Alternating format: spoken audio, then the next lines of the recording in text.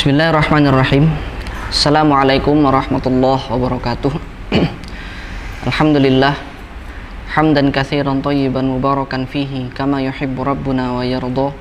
Asyhadu an la ilaha illallah wahdahu la syarikalah wa asyhadu anna Muhammadan abduhu wa rasuluh. Allahumma salli wa sallim ala nabiyyina Muhammadin wa ala alihi wa ashabihi ajma'in, amma ba'd.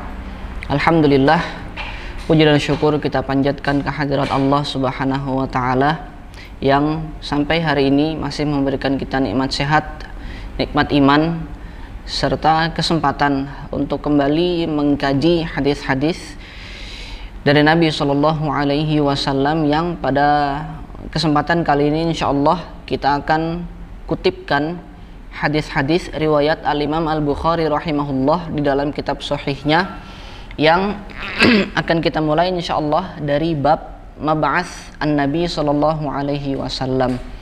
Bab di mana Al-Imam Al-Bukhari meriwayatkan hadis-hadis yang isinya adalah sejarah atau kisah masa lalu di mana Nabi sallallahu alaihi wasallam pertama kali diutus menjadi seorang nabi dan rasul pada masa itu.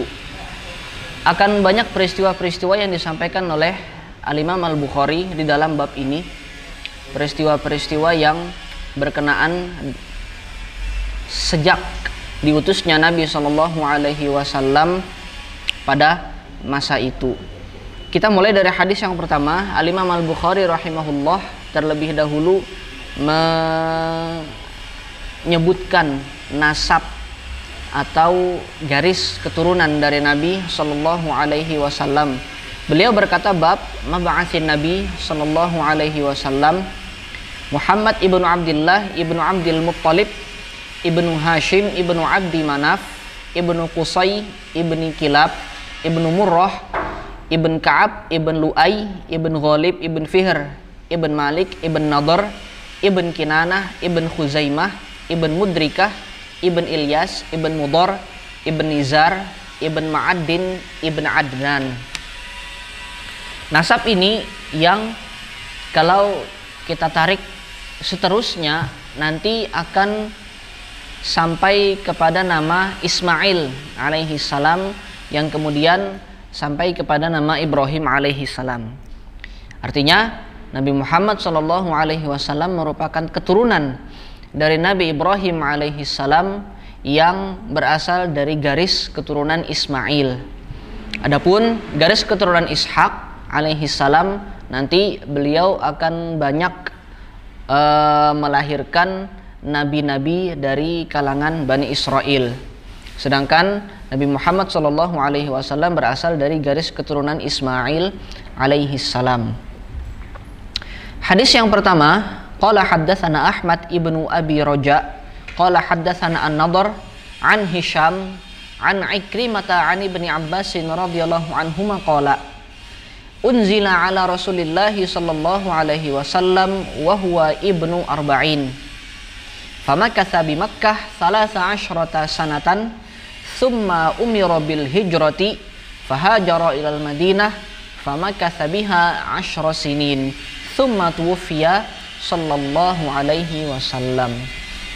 Hadis yang pertama yang diriwayatkan oleh Al-Imam Al-Bukhari rahimahullah adalah hadis yang menggambarkan pada umur berapa Nabi sallallahu alaihi wasallam diangkat menjadi nabi dan rasul.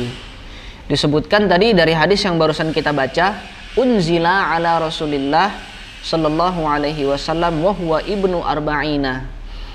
Diturunkan wahyu yang pertama kali kepada Nabi Shallallahu Alaihi Wasallam saat beliau berumur 40 tahun.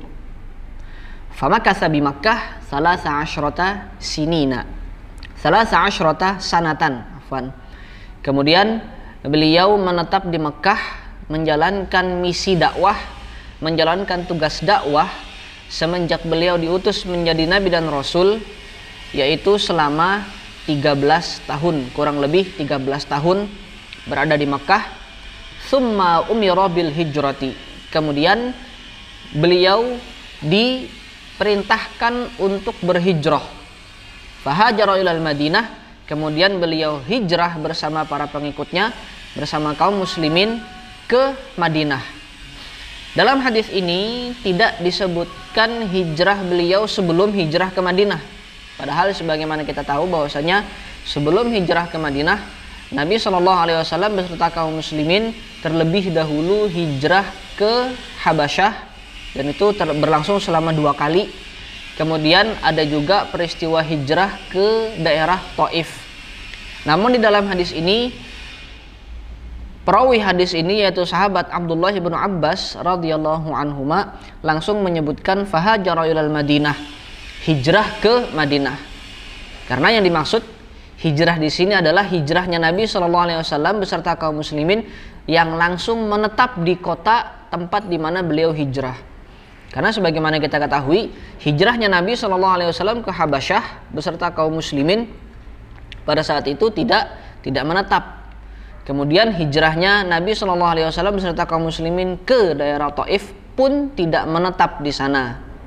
Artinya hijrah yang menetap di kota yang baru hanyalah hijrah ke kota Madinah. Makanya kemudian Abdullah bin Abbas, perawi hadis ini, langsung menyebutkan hijrahnya Nabi SAW ke kota Madinah. Famakatha biha 10 sinin. Kemudian Nabi SAW menetap di kota Madinah tersebut selama kurang lebih 10 tahun. Tsumma tuwfiya sallallahu alaihi wasallam. Kemudian setelah 10 tahun, kurang lebih 10 tahun berada di kota Madinah, baru kemudian Nabi SAW diwafatkan oleh Allah Subhanahu wa Ta'ala. Di sini terlihat rentang waktu yang dimiliki oleh Nabi SAW semenjak beliau diangkat menjadi Nabi dan Rasul di umur 40 tahun. Kemudian beliau berdakwah di Mekah dengan sekelumit peristiwa-peristiwa yang mewarnai. Nanti insya Allah kita akan bahas beberapa peristiwanya selama 13 tahun. Kemudian hijrah ke Madinah, dan dengan beberapa peristiwa yang juga mewarnai peristiwa proses hijrah tersebut. Kemudian beliau menetap di sana selama 10 tahun. Kita berlanjut kepada hadis berikutnya. Hadis-hadis berikutnya ini adalah hadis-hadis yang menggambarkan peristiwa-peristiwa yang mewarnai proses dakwahnya Nabi SAW semenjak beliau diangkat menjadi Nabi dan Rasul. Kalau mau kita teliti lagi di dalam sejarah, kita akan dapatkan gambaran yang benar-benar mengagumkan dari seorang Nabi SAW. Semenjak beliau hidup, sebelum menjadi Nabi dan Rasul, beliau adalah orang yang dipercaya. Beliau adalah orang yang terhormat karena berasal dari keluarga yang terhormat, dan beliau adalah orang yang dicintai oleh kaumnya. Namun ketika Allah Subhanahu wa Ta'ala mengutus beliau menjadi Nabi dan Rasul di umur 40 tahun, banyak keadaan yang berubah drastis, berlawanan daripada keadaan di mana beliau sebelum diangkat menjadi Nabi dan Rasul. Ketika beliau diangkat menjadi Nabi dan Rasul, kemudian beliau mendapatkan tugas untuk mendakwahkan risalah kenabian ini. Tidak sedikit kaum beliau yang dulunya cinta menjadi benci, yang dulunya sayang menjadi betul-betul tidak senang dengan Nabi SAW, bahkan sampai tega untuk melancarkan berbagai siksaan agar Nabi SAW menghentikan jalan dakwahnya. Kita lihat di hadis yang berikutnya, Al-Imam Al-Bukhari mencantumkan judul bab yang berbunyi bab malaqiya an-nabiyyu sallallahu alaihi wasallam wa ashabuhu minal musyrikin bi Makkah. Bab yang membahas tentang apa-apa yang ditemui oleh Nabi sallallahu alaihi wasallam beserta para sahabatnya, apa-apa yang didapatkan oleh Nabi sallallahu alaihi wasallam beserta para sahabatnya dari orang-orang musyrik selama mereka berada di kota Makkah. Maksudnya apa yang didapat di sini, apa yang didapat dari penyiksaan, apa yang didapat dari peristiwa-peristiwa yang sangat tidak mengenakan di hati maupun di fisik mereka.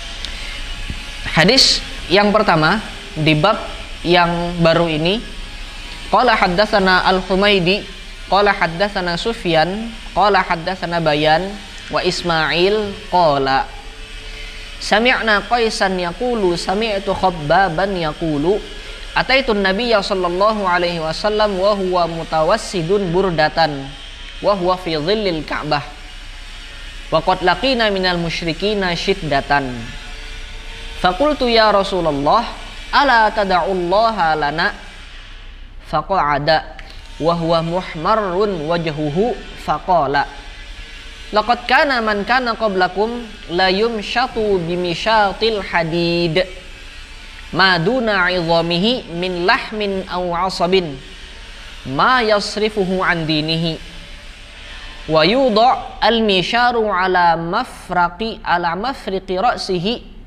fayushaqqu bithnaini ma yasrifuhu dzalika an dinihi wala yutimmanallahu hadzal amra hatta yasira ar-rakibu min San'a ila Hadramaut ma yakhafu illallah.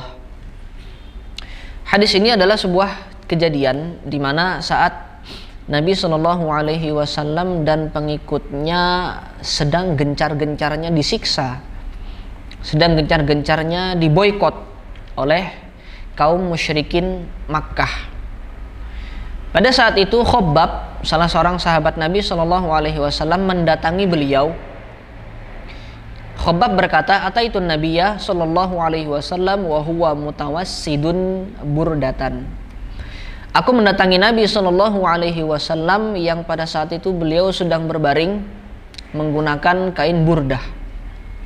Wa huwa fi dhillil Ka'bah, dan beliau berada di bawah naungan Ka'bah, di bawah bayangan Ka'bah, sedang bernaung sambil beristirahat, sambil baring-baringan. Dan pada saat itu para sahabat Nabi Shallallahu alaihi wasallam sudah sangat gencar-gencarnya disiksa oleh kaum musyrikin Makkah. Wa qad laqina minal musyrikina shiddatan, kata Khabbab. Faqultu ya Rasulullah ala tad'ullaha lana. Kemudian Khabbab bertanya kepada Nabi SAW, wahai Rasulullah, tidakkah engkau mendoakan kepada Allah untuk kami? Maksudnya mintakan pertolongan kepada Allah untuk kami agar kami dilepaskan dari siksaan yang berat ini yang dilakukan oleh orang-orang musyrik. Apakah Nabi SAW langsung memenuhi apa yang diminta oleh Khabbab? Ternyata tidak. Faqa'ada wa huwa muhmarrun wajhuhu. Kemudian Nabi SAW seketika duduk dalam keadaan wajahnya memerah, yang menggambarkan bahwasanya Nabi SAW marah saat mendapatkan permintaan dari Khabbab ini. Saat mendengar permintaan dari Khabbab ini, marah. Kalau mau kita pikir-pikir, kenapa justru marah? Padahal Nabi SAW sebagai seorang pemimpin seharusnya ingin melihat rakyatnya atau ingin melihat sahabat-sahabatnya hidup senang. Tapi ketika terdapat siksaan dari orang-orang musyrik yang dialamatkan kepada para pengikut beliau, kemudian salah satu dari pengikut beliau meminta beliau berdoa kepada Allah agar dilepaskan dari siksaan ini, Nabi SAW tidak langsung mendoakan, namun justru menanggapi dengan kemarahan. Faqala, beliau sambil berkata, laqad kana man kana qablakum la yumshatu bimishatil hadid. Sungguh orang-orang sebelum kamu, wahai Khabbab, bahkan ada yang pernah disisir dengan sisir yang terbuat dari besi. Maduna 'idhamihi min lahmin aw 'asabin, sampai mengenai dagingnya dan sampai mengenai urat sarafnya. sisir besi ini digoreskan oleh musuh-musuh Allah sampai masuk ke dalam dagingnya, sampai masuk ke dalam sarafnya. Ma yasrifuhu an dinihi. Tapi kemudian hal tersebut sama sekali tidak memalingkan nabi-nabi Allah ini beserta para pengikutnya dari agama Allah. Jadi di sini Nabi SAW sedang menceritakan bagaimana penyiksaan-penyiksaan, pemboikotan, rintangan-rintangan dakwah yang pernah dialami oleh para umat-umat terdahulu dari kalangan Nabi dan Rasul beserta para pengikutnya. Wa yudha' al-mishar ala mafriqi ra'sihi, dan sebagian di antara mereka bahkan ada yang diletakkan gergaji di atas kepalanya sini. Fayushaqqu bithnaini, kemudian dibelah menjadi dua. Dan itu pernah terjadi pada masa umat nabi-nabi yang terdahulu. Ma yasrifuhu dzalika an dinihi, tetapi hal tersebut tidak juga memalingkan mereka dari agama ini. Lantas jadi Nabi SAW ketika mendapati salah seorang sahabat yang mengeluh, merasa sudah lelah, merasa sudah capek, baru kemudian beliau memotivasi sahabat tersebut dengan memberikan cerita yang lebih sadis, dengan memberikan kejadian-kejadian di masa lalu, peristiwa-peristiwa di masa lalu di mana mereka mendapatkan penyiksaan yang lebih kejam daripada Khabbab dan kawan-kawannya pada masa itu. Artinya ini salah satu hikmah yang bisa kita ambil dari bagaimana Nabi SAW mendidik sahabatnya.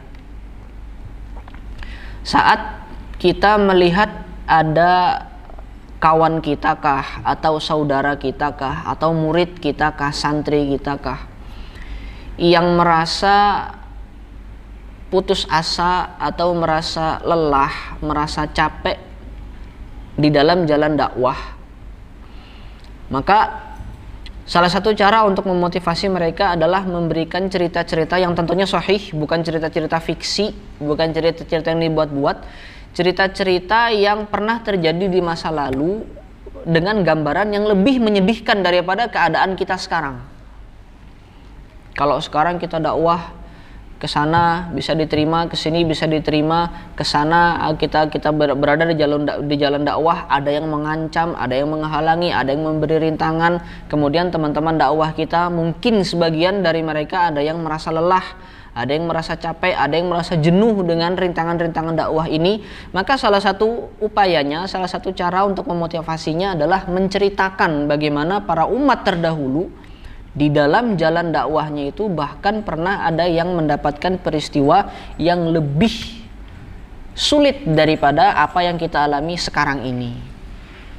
Inilah yang dilakukan oleh Nabi SAW dalam memotivasi Khabbab dan para sahabat-sahabat yang lain, yaitu dengan menceritakan bahwasanya dahulu ada yang lebih sulit, ada keadaan yang lebih susah lagi yang dialami oleh para umat terdahulu daripada keadaan mereka pada saat itu.